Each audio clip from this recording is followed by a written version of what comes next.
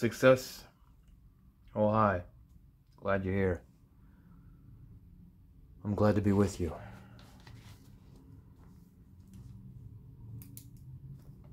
I'm just going to talk about the most impactful films of 2002. Forgive me, it's been a worst week of my life. That's not your problem, though. It's called acting. Here I go. These are movies that came out in 2002 that I will just mention for one reason or another as being the most impactful films of my life that I saw that year. Queen of the Damned. Not big on vampire movies, but there's a few that I like. Queen of the Damned isn't really one of them, but I'm gonna say it because Korn is my favorite band, and Jonathan Davis has saved my life on numerous occasions. Maybe that's what I need right now. And the music in that film is phenomenal, and all the songs that Jonathan Davis wrote for it are amazing. You should hear his original versions, not the stupid ones by like Disturbed and whatnot. But Queen of the Damned, especially the movie itself, has Jonathan Davis doing the vocals for Lestat when he's performing his rock and roll music in the concerts and whatnot. So Queen of the Damned, I met Jonathan Davis and I thanked him for saving my life. He's a good man. The Ring was a big deal back in my day. A great movie. I love that movie, but not Ringu. I've never seen Ringu, sorry. But I like The Ring. I'm a big Naomi Watts fan, but I remember that movie having the craziest advertising campaign up there with Blair Witch Project when it came out, and it was more of a curiosity to see what this video was, and it really is a disturbing video. So The Ring is a classic. Sum of All Fears is a Tom Clancy book, and it had Jack Ryan, and this time played by Ben Affleck, after the trilogy where Alec Baldwin did Hunt for Red October, and then Harrison Ford did Patriot Games and Clear and Present Danger. Sum of All Fears is a decent movie and all, but I bring it up because I went on a road trip with my mother years before this film came out, and we listened to the book on tape. She was like, how about this one? It's Tom Clancy. It's about Jack Ryan. We like that trilogy. She's the one who took me to all three of the others, actually. I saw all three of the others in theaters, actually. I still vividly remember seeing Hunt for Red October as a child. Anyway. I'll never forget the experience of listening to the audio tape of Sum of All Fears in that car, because the story is just insane. The fact that, spoiler alert, the fact that part of the story is a nuke goes off in a major city. I can't remember which was which. I think the movie changed the city. I think it's the book where the city was Denver. Unless the movie changed it to Denver. One of them, it's Denver. I think it's the book that's Denver. If I'm wrong, it's the movie. But I think it was the book. Because I remember thinking, oh my gosh. Because that's right upstairs from where I live. And it's like, oh my gosh, imagine if a nuke went off in Denver. That'd be crazy. And I'll never forget the setup of the nuke sneaking into the sporting arena. And great story. Equilibrium. I'm going to mention Equilibrium. That is a very underrated film that most people don't even know about. Starring Christian Bale way back in the day before he was anything. Equilibrium is an amazing film. It's kind of like a Fahrenheit 9/11. Is that, no, wait, no, but that was the Fahrenheit 1. The one about the burning books and books were illegal. Mixed with The Outlaw of Emotion. Equilibrium is a great movie. Kind of like THX 1138 almost. Where emotion is illegal, and so is art, because it creates emotion. And it's just a really good movie. What happens if you don't take your pills and you illegally start feeling things? Plus, the action in that movie. You may have heard the term gun fu.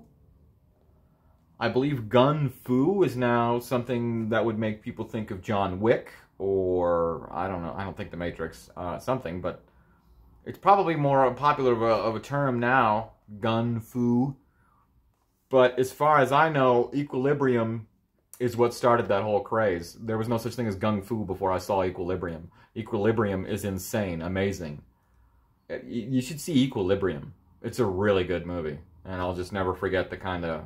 Like, I'd never seen anything like it at the time. In fact, on that note, I'll mention The Transporter. I'll never forget watching The Transporter for the first time in my best friend's basement. And it's just like Equilibrium, it was like something we'd never seen before because we were seeing action and martial arts and stunt choreography like had never been done before. It's far more common now, but back then, it was jaw-dropping because we'd never seen anything like that. People talk about your Daredevil hallway sequences or your whatever have you, but it all goes back to Transporter in that little tiny hall with that little tiny axe. Like, nothing beats Transporter. If you haven't seen the original Transporter with Jason Statham, go check that out and you'll see where it all really started from. And on that note, I say that I first saw that movie in my best friend's basement. Yeah. That best friend is the creator of Madness. Madness Project. They're little short cartoon videos on YouTube, and I believe it's now like a video game. There's been short films, there's been merchandise. It's a big thing now. But I was there for the creation of Madness. My best friend made those original YouTube videos almost 25 years ago. And I was in that basement, and I was one of the first people on the planet to see those videos. And they were very much inspired by the likes of Equilibrium. In fact, Equilibrium, he showed me as well. Both Equilibrium and The Transporter I saw at my best friend Matt's house. And he's also the creator of Madness, and I believe he got a lot of inspiration from movies like that because the martial arts and choreography in his animated films were amazing. And now it's a far more phenomenon. I believe he sold it, but he started it, and I was there for it, and it was an honor, and I'll never forget being part of the Madness Project. You know, with the clown, the guy, little fist guy, little...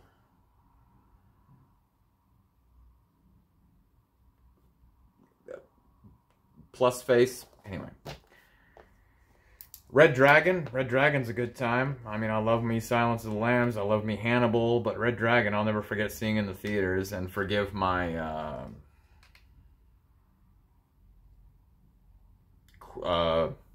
vulgar... I don't know. Forgive my... cynicism? No. Forgive my... no.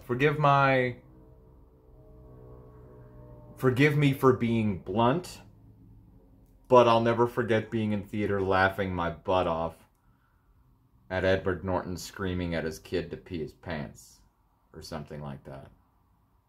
But it was all a plan to get the... Great movie, though, with the future Voldemort, showing us what he could do before he was Voldemort. Gangs of New York. Gangs of New York is a great film, starring Daniel Day-Lewis, who I believe is the greatest actor to have ever lived. Great film. Martin Scorsese, Leonardo DiCaprio, Liam Neeson. I mean, it goes on and on. It's freaking John C. Reilly. It's freaking Gangs of New York. But there's one particular line in Gangs of New York that I quote on a regular basis, especially when people seem to think they have problems when they don't. Because you got much bigger problems. John C. Reilly was concerned about something, and Daniel Day-Lewis says, "Here's the thing. I don't give a company about your moral dilemma, you meat-headed sack." I like that line. That's one of my favorite lines in cinema history. Here's the thing. I don't give a company about your moral dilemma, you meat-headed sack. It's a good line. Spider-Man came out in 2002. I'm going to mention Spider-Man because I don't like that movie. The original Sam Raimi Spider-Man. I'll never forget. It was going up against Star Wars Episode 2, Attack of the Clones. Like within a month of each other, something like that. And my father and I went to Star Wars Celebration 2. There's been 15 now, but my father and I went to the first two in 99 and 2002. And at that second Star Wars Celebration, they showed us a little sneak peek. Well, okay, I'll never forget being in that room, because nobody had seen this yet. It was one thing to be in the movie, it was another thing that they teased it in the trailer, because you don't get to see it all until you see the movie. But they teased it in the trailer, but we were the first to see that particular TV ad. And up until then, no one had any idea that he was going to do such a thing. But they said, they were talking about Spider-Man being its competition, and they said, well, let's see a trailer from the competition. And we're like, okay. And it was one of those mock trailers where they made it pretend like it was for Spider-Man with the font and everything. And then when they cut to the sequence, it's Yoda opening his cloak, using the Force to grab his lightsaber and igniting it. That's all we saw, but we were the first on the planet to see that. And we're like, what? Yoda's gonna throw down with his lightsaber? Which he did. So then my dad and I were like, let's go see Spider-Man, because it opened. That's right. So it would have been a couple of weeks before Star Wars came out. Because Spider-Man opened during Celebration. And Celebration was a couple of weeks before the movie dropped. So we went to see Spider-Man, and we both walked out of that theater going, that was garbage. I mean, I don't think it's garbage anymore, but I don't like it. If you're talking about the Sam Raimi trilogy of Spider-Man, the first one is my least favorite. Yeah, that's right. And the third one is my favorite. Yeah, because I like Sandman, and I like Venom. Topher Grace is Venom? Yeah. Much like you humiliated me. His acting in that scene. The third one's underrated. Come on. So, yeah. Star Trek Nemesis was a movie. I remember that movie. It had Tom Hardy. I didn't know that at the time, but it's got Tom Hardy. Yeah. Young, skinny, bald, green Tom Hardy. But I saw all those, you know, Picard, Star Treks in theater. I saw a lot of Star Treks in theaters, but I remember seeing this one in theater, and I'll never forget the most memorable part of that movie for me for some reason, because I didn't get it at the time. Because he was figuring it out, and I was like, half of me thought maybe it was supposed to be a pickup line, and the other half was like, aren't you supposed to not ask a woman that? But the lady he had a crush on, he knocks on the door when he starts to figure out what's going on with their planet. And she opens the door, and he just says, how old are you? I'm pretty sure you're not supposed to start a conversation with a woman like that, but he got away with it, because he's freaking Jean-Luc Picard, Patrick Stewart. Panic Room. I'll bring up Panic Room because it's a Fincher film. Great movie. Jared Leto. And Kristen Stewart. I just remember, I have vivid memories of seeing that in theaters as well. For the record, I saw...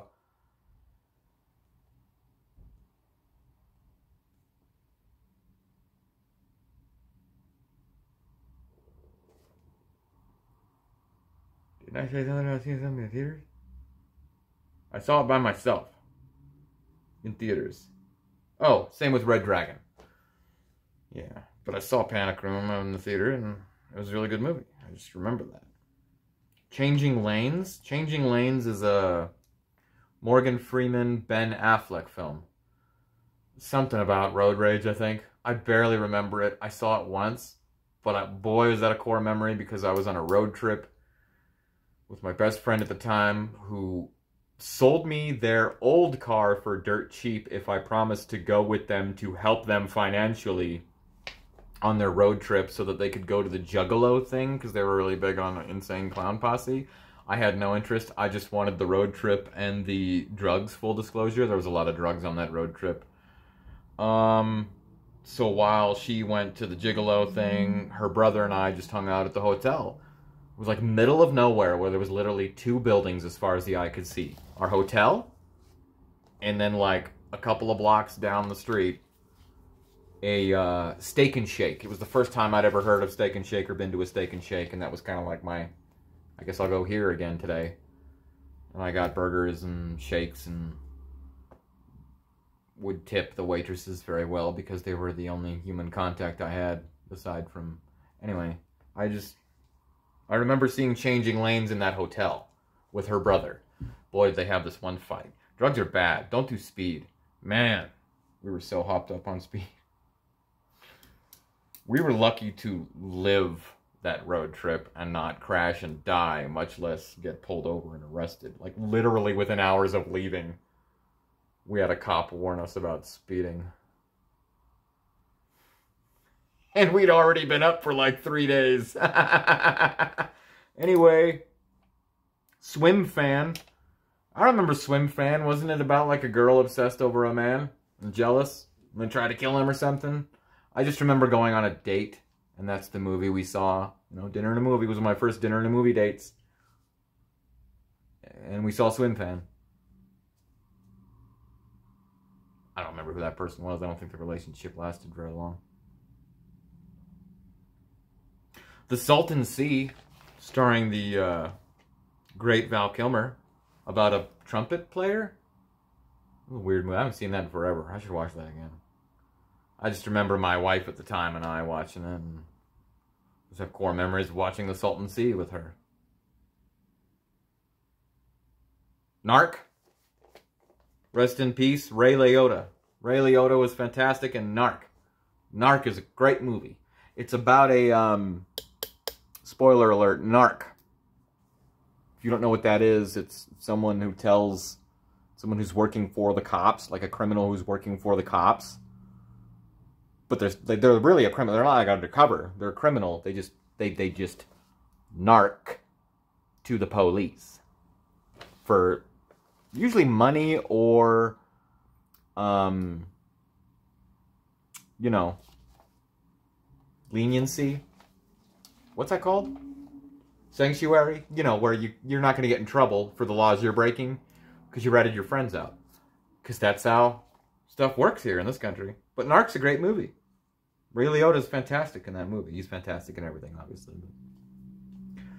Then, of course, there was Star Wars Episode 2. I don't really have vivid memories of... For some reason, this is like the one Star Wars movie where I don't remember the first time I saw it.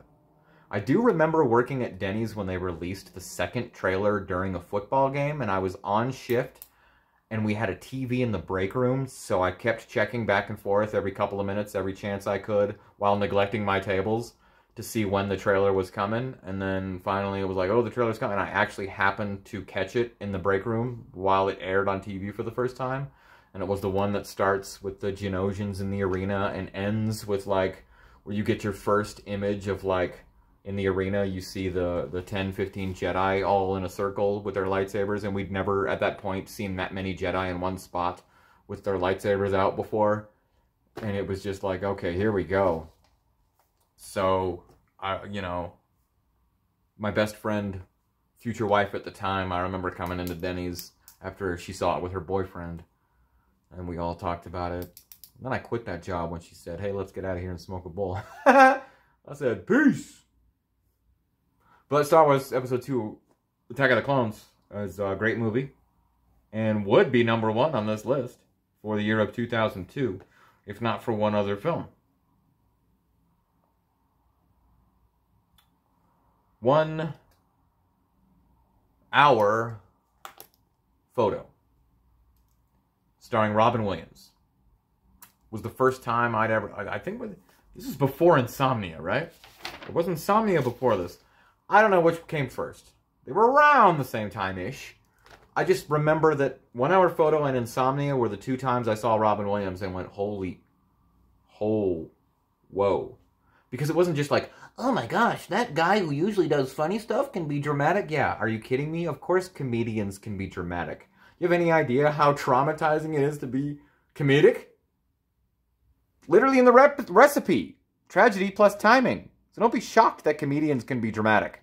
Because it's far, far more difficult to be comedic and humorous than it is to be dramatic. But what Robin Williams did in 1 Hour Photo, same with Insomnia. There was a scene in Insomnia that, whew, gets me every time, when I can totally understand his motivation, and if I put myself in his shoes, I would have done the same thing. I get it. Anyway, but 1 Hour Photo is significant and is the #1 most influential film of 2002 for me. Influential, I keep doing that. Impactful. Because, as great as a film as it was, and it changed my life, and I immediately went to my father and brother and said, you guys got to see this movie. We saw it again, the same place where I currently work. And I consider it one of the greatest movies ever made. Excuse me, one of the greatest movies I've ever seen. It's still on my top 10. I might have scooted down to the top 15 maybe, but it was in my top 5 for the last, like, 20 years or so, until fairly recently.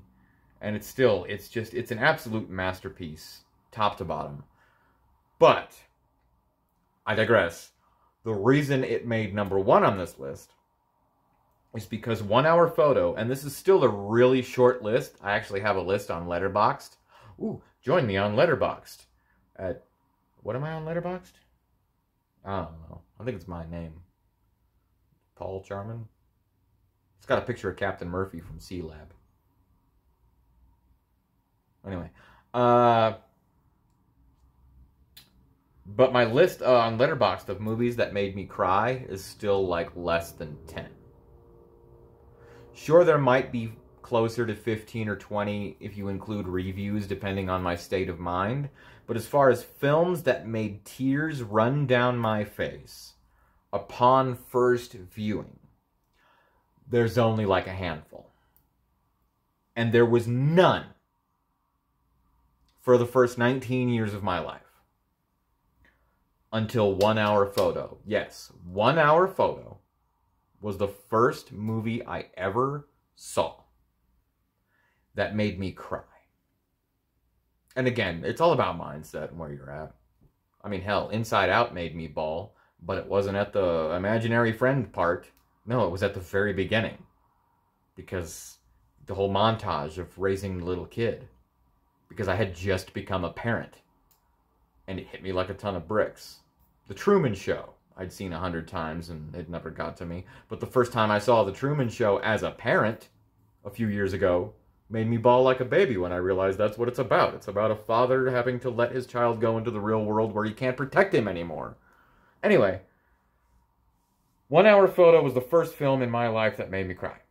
And I remember dating someone at the time, and she was at work, and who worked at the mall, and I was like, well, I'm gonna go see a movie, and then I came back, how was it? And I was like, it just blew my freaking mind.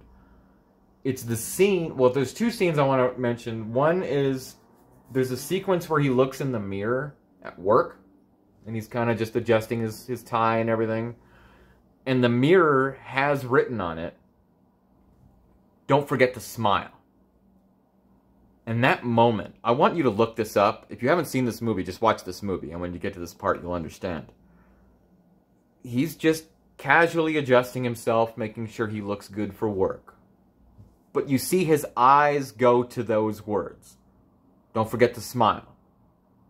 And instinctively, he immediately just gives a little smile. But then you immediately see in his eyes, as that smile starts to drop, the true turmoil going on inside of him.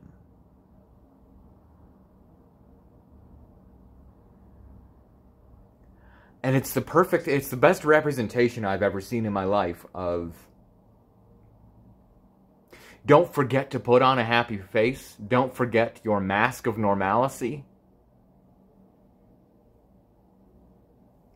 Because you're tormented inside. You're in a lot of pain. But time to stuff that pain down and act like a normal person. Which he's anything but in that movie. I don't condone his actions in that movie, but I understand them quite a bit. So that part hits me like a ton of bricks every time. But that's not the part that made me cry. The part that made me cry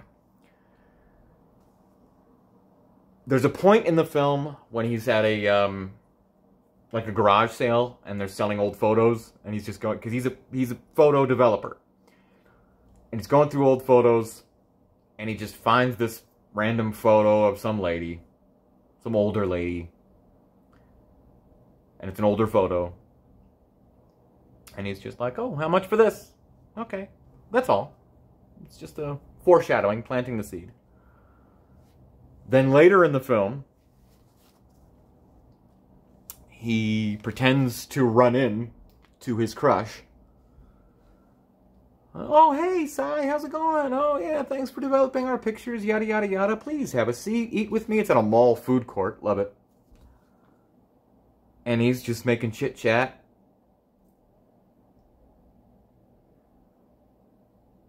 And she, I don't know, the conversation somehow ends up towards his mother. And he starts talking about his mother. It's very tender and heartbreaking. And she, oh. And then he goes, here's a picture of her. And it's that picture that he bought at the garage sale. And I cried. That scene probably doesn't play the same to most people as it does to me, but at that moment, in that theater, I think I understood the character. I understood why he was doing that. It wasn't some kind of trick. It wasn't sadistic. It wasn't, ooh, I'm going to pretend like... I think it was for his own sake. He needed to fill some void. Whatever the scenario was about his real mother, whether he had a picture of her or not, what she was really like, it doesn't matter. He had to pretend that that picture of some random woman he didn't know was his mother, just to mask what was really going on inside, which we all do every day. We pretend that everything's okay. And sometimes we need to use tools and coping mechanisms to keep up that facade. I know that all too well. From then till now, for the last 21 years. So that moment hit me, and a tear ran down my face. Because I understood why he was lying. I understood it was a cry for help, because he was in so much pain, and he was so lonely.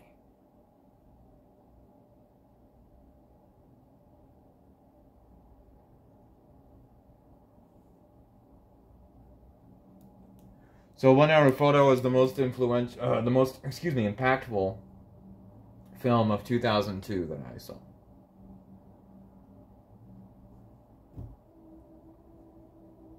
Okie dokie.